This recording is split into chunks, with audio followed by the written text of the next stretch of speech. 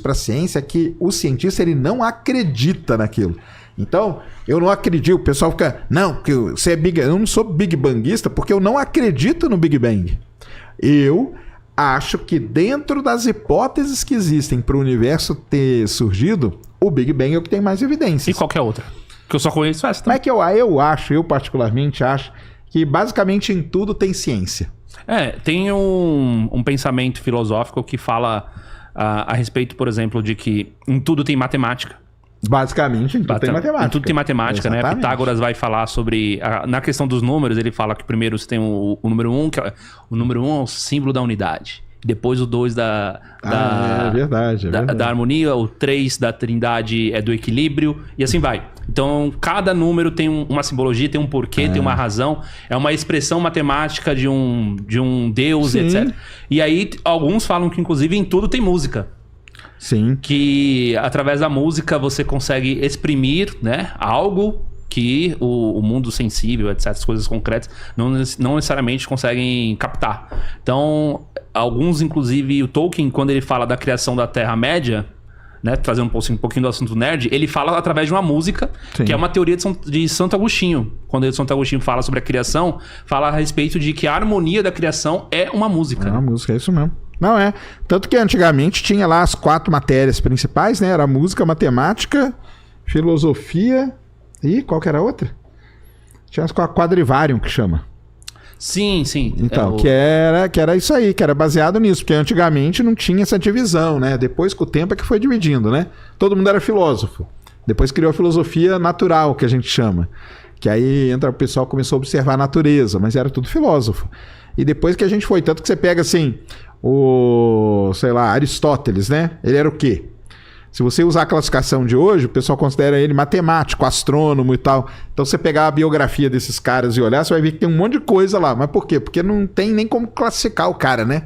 É um cara que mexia com tudo e se põe ele... Aí tinha aquele filósofo, né? Então, ele cara era filósofo e depois que a gente foi criando essas caixinhas aí, né? Sim, o conhecimento humano se tornou vasto demais.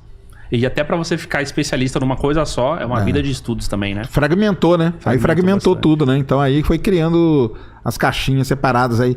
Mas o pessoal fala assim, eu levei lá o outro dia o pessoal de empreendedorismo, por exemplo, que mexe com startup. É uma baita ciência para você montar uma startup e manter ela e participar das rodagens.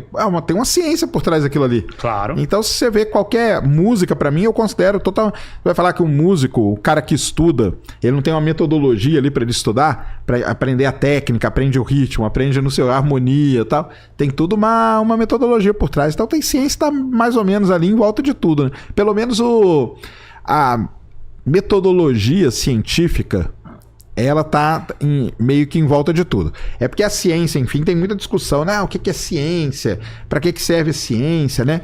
Muita gente fala assim, não, a ciência está indo atrás da verdade. Isso aí não é o certo.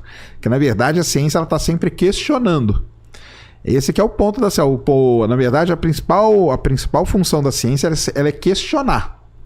Se ela vai responder ou não, é um outro problema, entendeu? É um outro problema. Mas o lance dela é questionar. Por exemplo, eu faço minha apresentação lá que será que estamos sozinhos? É uma pergunta. Será que a gente está sozinho no universo?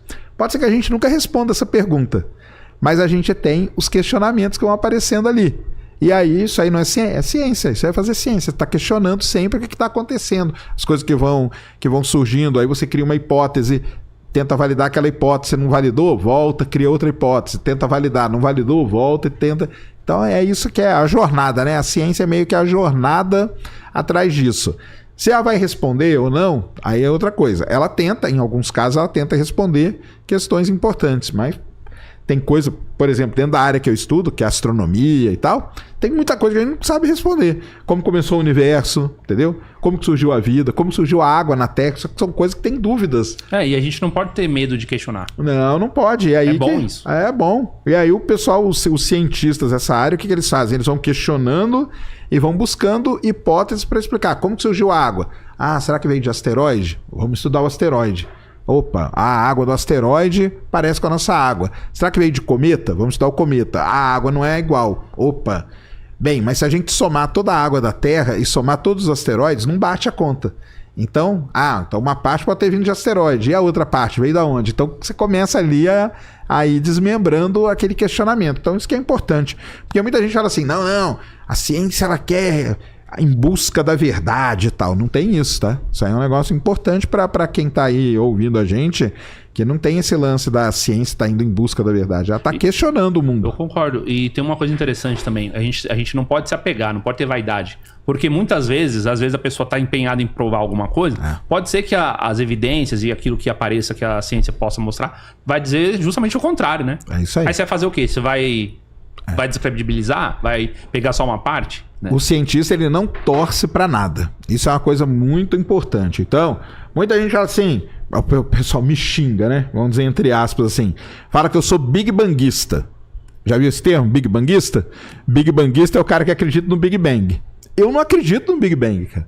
Entendeu? E nem defendo. Que a galera acha que eu defendo. Não. O Sacani fica defendendo o Big Bang. Eu não defendo o Big Bang, galera. A ciência, como que a ciência é feita? É a mesma coisa, vamos dar um exemplo fácil para vocês. Assim, um crime. Imagina acontecer um crime. Você chegou num lugar, tem uma pessoa deitada no chão, ensanguentada e tá morta. Como que ela morreu? Aí você começa a ir atrás das evidências. Então, tem câmera. Pô, tem câmera. Pô, entrou alguém com ela? Não entrou. Será que ela foi assassinada? Difícil. Tinha alguma coisa ali para ela se matar? Tinha uma faca? Você vai atrás... A ciência é isso, é ir atrás de evidências para validar uma hipótese que você criou. Qual que é o lance do Big Bang?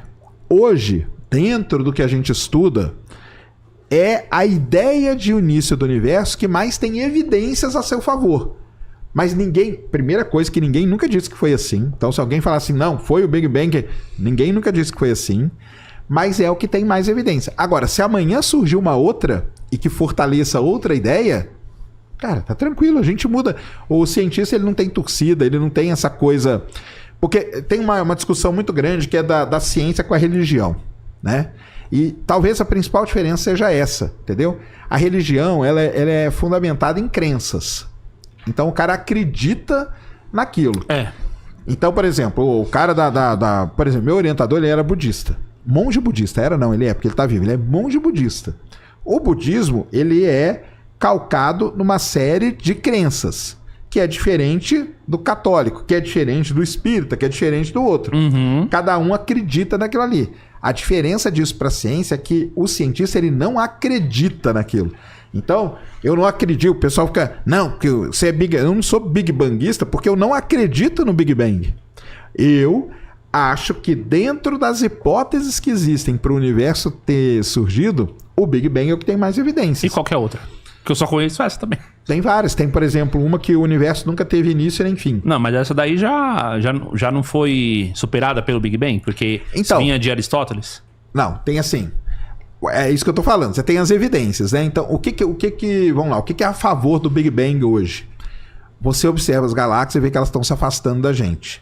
Então, se elas estão se afastando, bom, isso é legal pra caramba, porque eu consigo fazer uma equação, retroceder, e aí eu vejo como que elas estavam em algum ponto no universo. Então a gente fala que o deslocamento das galáxias é uma evidência para o Big Bang. Correto. E aí tem várias outras. Tem a quantidade de átomos de hidrogênio que a gente encontra no universo, e aí vai indo. Só que tem grupos de cientistas que falam que, por exemplo, a teoria Bounce, né, que é essa aí, que o universo ele nunca teve início, nunca teve fim. O universo ele se expande, chega num certo ponto, ele começa a contrair. Depois ele expande de novo e contrai. Expande e contrai. A gente chama do universo cíclico. Entendeu? Tem grandes evidências a favor dessa aí. Só que o Big Bang, se você fizer uma tabelinha, imagina que você monta uma tabela. Vamos colocar aqui quem tem mais ponto, igual no campeonato. Entendi. O Big Bang acaba tendo mais ponto. Só que pode surgir amanhã uma descoberta que ela fortaleça uma outra daquelas hipóteses que a gente chama. Nem é teoria, viu, pessoal? São hipóteses do surgimento do universo. Então tem essa, tem que a gente vive dentro de um buraco negro, que o universo é um grande buraco negro. Faz sentido? Faz todo sentido. A gente não consegue chegar na borda do universo, no buraco negro a gente não conseguiria chegar também, e o universo começou no que a gente chama de uma singularidade, que é a massa num ponto infinitesimal. Buraco negro, no centro dele tem uma singularidade. Faz todo sentido o universo ser um grande buraco negro. Tem essa teoria. Tem a hipótese da simulação, que é famosíssima, entendeu? Que na verdade a gente vive numa simulação. Ah, tá. E tem maneiras de você provar que é mais provável a gente estar numa simulação do que não estar. E agora, não sei se vocês viram aí, que surgiu o cara que ele quer provar, né? O cara quer provar a Matrix. Quer provar a Matrix, isso mesmo. E é um negócio muito legal, cara, porque essa teoria de simulação é uma hipótese antiga, só que você não tinha como fazer um experimento para demonstrar isso. Mas o que seria essa simulação mesmo, por exemplo? Porque quando você fala simulação, você pode dizer várias coisas com essa palavra. Nós estamos numa simulação em que sentido? Nós estamos numa simulação. Isso aqui não é. Isso aqui é uma coisa simulada, entendeu? O que pra gente, no final dos contos, não vai mudar nada. Porque se você vive numa simulação e você tá dentro dela, aquilo ali pra você é a sua realidade. Tá. Entendeu? Então, mas hoje tem, porque o cara vai fazer um experimento da fenda dupla, que é um experimento famosíssimo na física quântica, e hoje tem como você fazer esse experimento de maneira a mostrar que, dependendo da onde você coloca o sensor que vai detectar as coisas, ele pode detectar um tipo de coisa ali que você prova que a gente está numa simulação. Por isso que retornou esse assunto da simulação, porque hoje a gente tem a capacidade de fazer esse experimento. O cara que defende essa ideia é um cara chamado Thomas Campbell, e hoje ele quer realizar o experimento, o que é legal pra caramba. De novo, isso é muito legal, você ir lá e fazer o experimento. Se chegar no final do experimento e o resultado não der certo, não deu certo o resultado e acabou, tá tranquilo. Ninguém vai se matar por conta disso, ninguém vai ficar triste, revoltado, nem nada. É que eu não entendi exatamente em que sentido, porque, vamos lá, quando a gente estudou já várias vezes o que significaria Matrix, né? Se Matrix é um sistema de crenças, se Matrix é justamente uma analogia à Caverna de Platão, ou se Matrix seria, na verdade, aquele texto do Baudrillard, que é simulacro e simulação. Esse é o texto. No texto do simulacro e simulação, que muitas vezes os alunos de jornalismo estudam na faculdade, naquele texto ele fala que, por exemplo, que ele vai falar que a indústria, vai falar que a propaganda e a publicidade, que são a forma de como a indústria se comunica com as massas e como o governo se comunica com as massas, né? Ah, tá. Então, assim, Entendi. Isso daí causaria certos comportamentos que nós estaríamos, então, enviesados por uma estrutura que vem de cima para baixo. Tá. A buscar prazeres, a buscar consumo, a buscar conhecimento, até mesmo que a gente acredita que é interessante, mas eles iriam então de cima para baixo, condicionando você a... Por que você comprou esse microfone? Por que você comprou aliança? Por que você comprou uma camiseta? Não, eu comprei aliança porque, todo mundo usa uma aliança para o símbolo do casamento, do compromisso e tudo mais. Só que se isso daí fosse, então, um desses... caminhos do sistema que a Matrix coloca para que as pessoas comecem a repetir padrões. Entendi. Então, do mesmo jeito que você foi lá e comprou uma aliança porque aquilo tem um símbolo de alguma coisa, você estaria, então, repetindo esse mesmo padrão de comportamento para outras coisas. Então, você preferiria um carro dessa forma, preferiria uma casa daquela forma, e aí você consegue, então, fazer com que as pessoas vivam nessa Matrix. Ah, tá. Através da indústria com a propaganda e o governo com a publicidade. Tá. Não, nesse caso aí a simulação é outra coisa que eu tô falando. Outra coisa. Isso aí é a simulação do mundo mesmo. Entendeu? Isso aqui, nada que você tá vendo, isso aqui não é real. Nada disso aqui existe, na verdade. Entendeu? Que não existe. Que não existe. É além. Esse aí eu entendi. Existe uma Matrix ali que condiciona as pessoas a ir fazer as coisas e guiando elas. A outra é um negócio na física mesmo. Na física de partículas. Entendeu? É um negócio mais antes disso aí. Então, nada disso aqui, nada, a lata, a mesa, nada disso aqui existe. Entendeu? Tudo isso aqui foi simulado e colocado aqui pra gente. É como se a gente vivesse dentro de um videogame. Essa que é a ideia. Entendeu? Isso aí é uma ideia muito antiga que existe, vem da década de 50, 60, o pessoal começou a criar essa ideia da gente viver numa simulação e tal. Existe o experimento para ser feito, mas até então a gente não tinha capacidade. Hoje a gente tem a capacidade de fazer o experimento. Vamos fazer o experimento. Aí, o cara vai fazer, o cara disse que ele quer fazer. O Thomas Campbell, que é esse cara aí, ele falou que ele quer fazer o experimento para mostrar que a gente vive numa simulação. Se ele mostrar isso, ótimo, cara, viveremos numa simulação. Aí o que eu falo é o seguinte, pra gente que tá aqui, o cara que tá o bonequinho do videogame, pra ele tanto faz se aquilo é o videogame ou é a realidade, porque a realidade dele é aquela lá. Então pra gente vai ser essa e nós estamos aqui, tá tudo simulado. Mas aí vai ter gente depressiva. Não, vai ter gente que vai ficar dar... Exato, não. Isso aí vai dar muita mal aí confusão, nessa história. cara. Vai dar depressão. Ah, vão surgir religiões, vão acabar algumas. Isso aí com certeza vai acontecer. Mas vamos ver. Vamos ver se ele vai fazer também, né? Porque ele jogou isso aí, ele escreveu um artigo falando que ele quer fazer. Agora temos que ver se ele vai conseguir fazer. Mas... Então essa é uma ideia. Então a ideia do buraco negro, a ideia do universo cíclico, o Big Bang, a ideia da simulação, são todas ideias de como o universo pode ter surgido. Entendeu? Então, aí o que a gente vai? Vai atrás de evidências. Quais são as evidências? Isso é importante a gente falar. Quando a gente lida com astronomia e tal, a gente tem uma parte que é teórica. Eu vou lá e descrevo as equações. Agora eu tenho que observar aquelas coisas. Por isso que o Big Bang tem muitas evidências. Porque observacionalmente falando, ele é o que tem mais evidências que sustentem. Então eu consigo pôr o telescópio e ficar observando galáxias. Eu observo galáxias cada vez mais distante, eu faço uma conta e eu vejo que ela está se afastando da gente. Opa, o Big Bang diz isso. Então, show de bola, uma evidência para o Big Bang. A quantidade de relação entre átomos no universo, eu consigo medir mais um ponto para o Big Bang. Mas não é tudo que o Big Bang explica. Tem coisa que ele não explica, entendeu? Como que vai ser o fim do universo? Como que vai ser a morte do universo? Entendeu? Ou o que tinha antes? Então tem muitas coisas que o Big Bang não explica. Por isso que eu falo assim, quem falar, ou se vocês lerem em algum lugar que é assim que começou o universo, tá errado. Ninguém sabe. Ninguém sabe. A gente não sabe. Mas, então tem um pessoal, isso aí para quem quiser entender melhor, isso aí é uma área de estudo da cosmologia que a gente fala. Que a astronomia, né, é um grande guarda-chuva. Dentro da astronomia você tem a cosmologia, que estuda o início, a evolução e o fim do universo. Você tem a astrofísica, que estuda toda a parte da física das estrelas e tal.